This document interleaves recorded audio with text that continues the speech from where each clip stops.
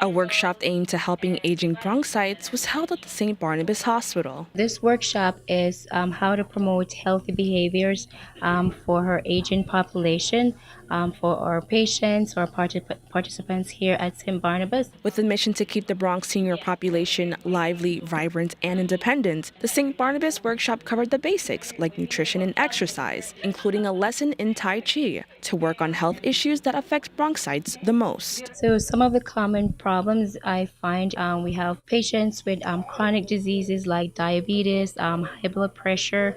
So helping them to change behaviors by teaching them how to eat healthy, teaching them how to prepare meals at home healthy, how to modify recipes, and changing their behavior. With the Bronx known for ranking the lowest in the New York County Health Ranking and Roadmaps finding, coming in at 62, St. Barnabas' effort to improve the health of the vulnerable population must go on. The hospital plans to host a cooking demo workshop on June 11th to continue working towards a healthier Bronx. Reporting for BronxNet, Kevin Aline.